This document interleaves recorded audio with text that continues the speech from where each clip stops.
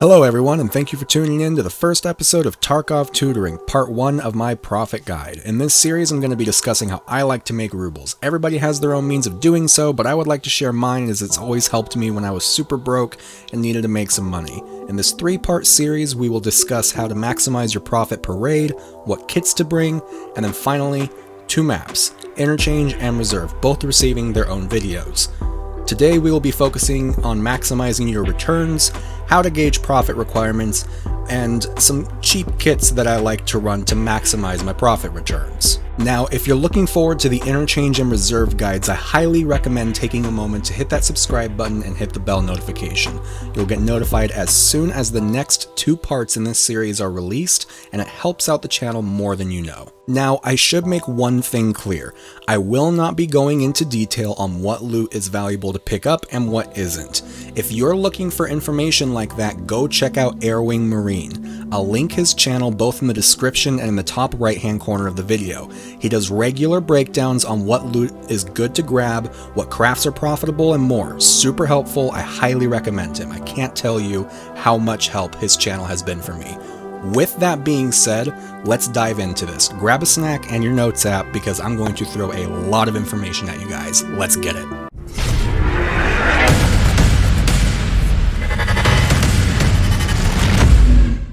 First, let's start with determining profit and how to maximize your profit based off of what kit you bring in.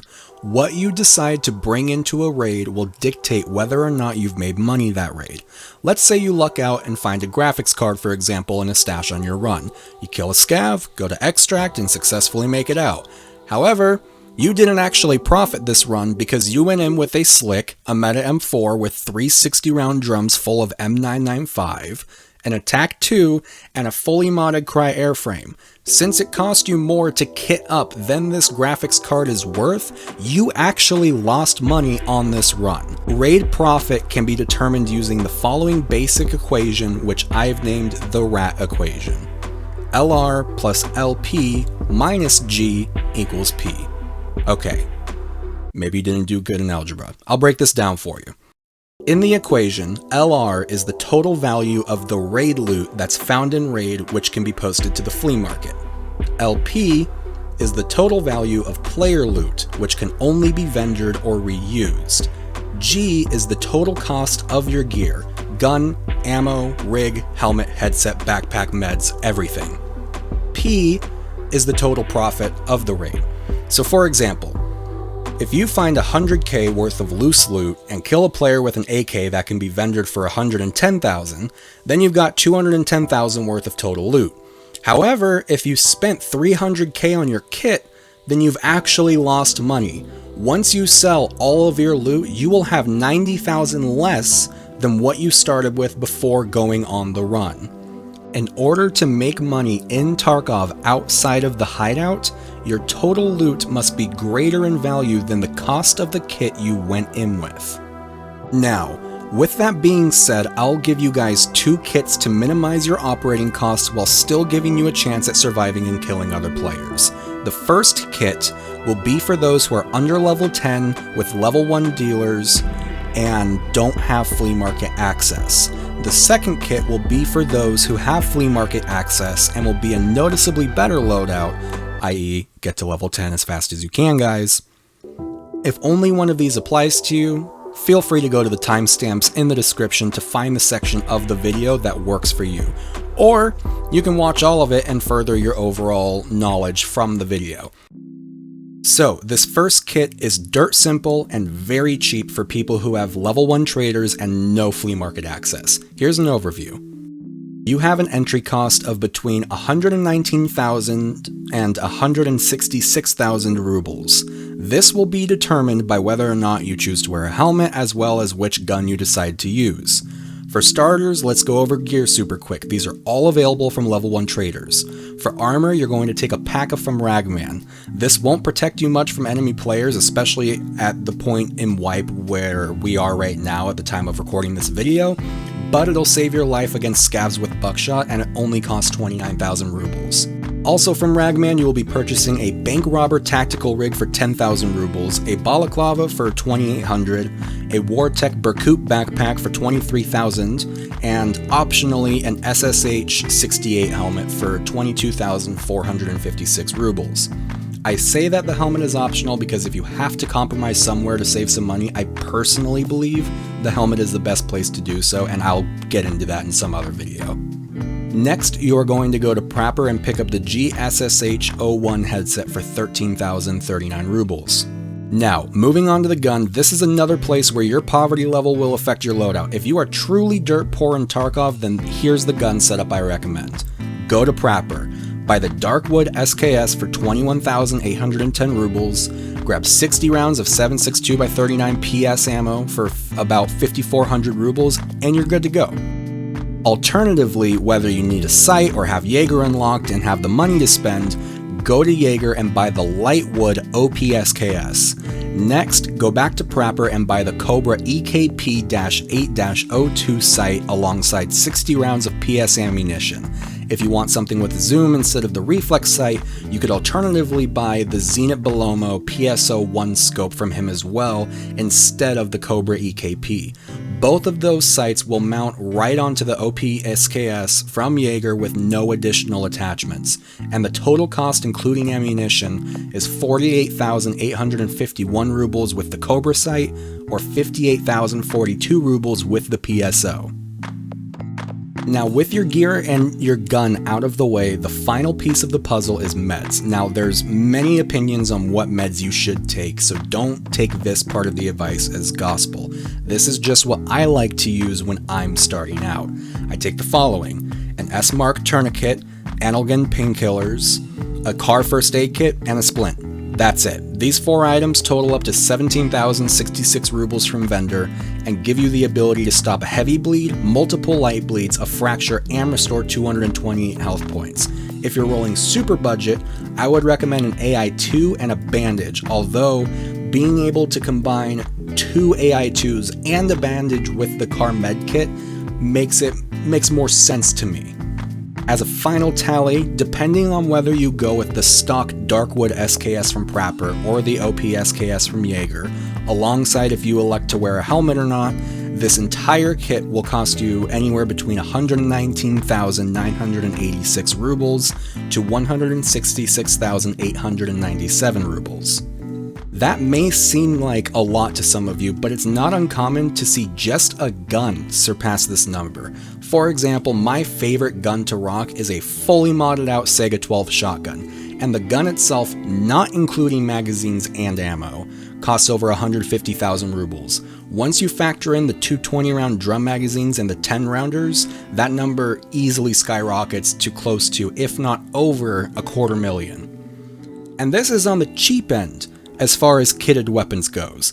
A fully meta HK or M4 can soar past this number with ease. There's literally a buffer tube, just a buffer tube, that regularly goes for over 100,000 rubles on the flea market.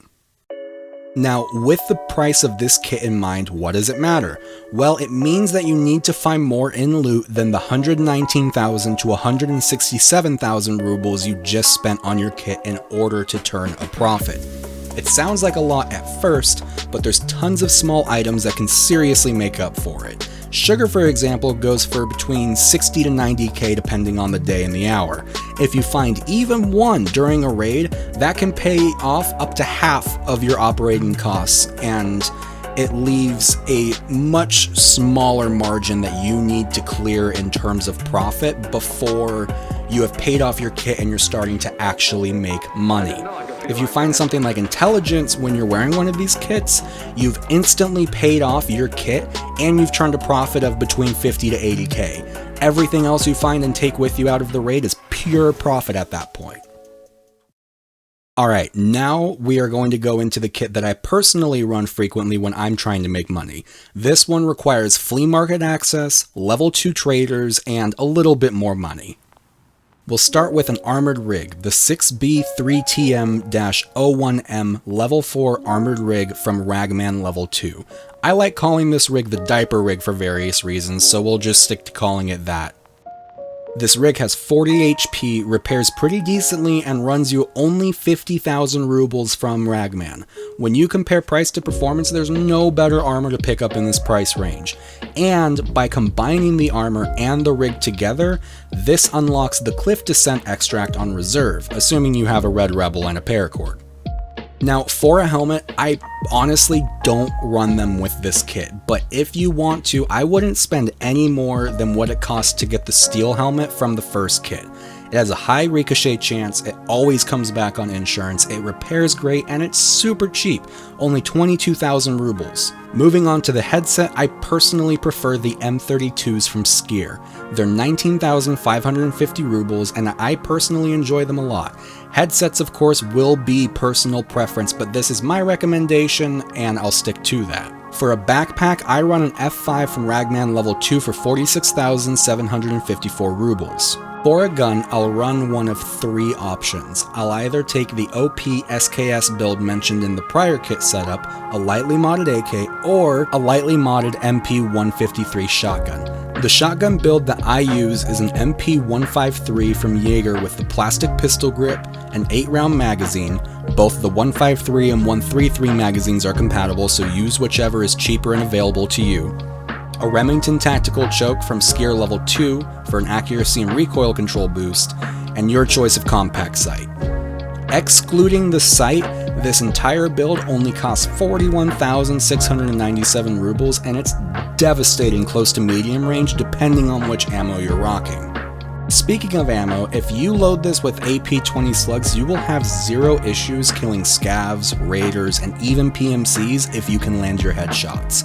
If your aim isn't the greatest, I would advise running the shotgun with flechette rounds and just spam the enemy's chest until they drop. Even if someone's wearing a slick, you mag dumping 8 rounds of flechette to their chest will break their armor and will kill them. I have gotten tons of really good kits from other PMCs after dumping an entire tube of shotgun shells into them, and even some off of satisfying one-taps using the AP-20 slugs. In terms of ammunition pricing, the AP-20 slugs are between 800 to 1,000 rubles usually on the flea market. If you have Jaeger level 4, you can get them for 323 apiece with a limit of 80, which will last you plenty of runs. If you're really trying to save on money, I would go with the flechette rounds, as they're usually between 150 to 225 rubles on the flea market, or 79 apiece from Jaeger level 3. I will usually load into a raid with the shotgun preloaded and then a stack of 20 in my pocket. Now, moving on to meds. I'll run a hemostat and an IFAK in my rig. Feel free to include a splint, an ALU splint. I personally keep an ALU in my secure container, and I'll remove it and put it in my rig if I find something valuable like sugar, thermite, flash drive, whatever. The hemostat runs about 10 to 12,000 on the flea market, and at the stage of the wipe we're in right now, IFAKs are between 9k to 12k depending on the time of day and week. Now, in terms of pricing, for the cheapest version of the kit where you're using flechette rounds and you're not using a helmet, you're looking at around 181,000 rubles. If you elect to use the helmet, that number goes up to roughly 203,000. If you use a helmet and you switch out the flechette rounds for AP-20 slugs off of the flea market, it totals to around 222,000 rubles. With that being said, the amount of money you need to make during each raid becomes a little higher than the first kit in the video. However, your survivability is going to be significantly improved with this kit by using solid ammunition and a level 4 armored rig. That being said, I should make very clear, this is not a PvP-oriented kit.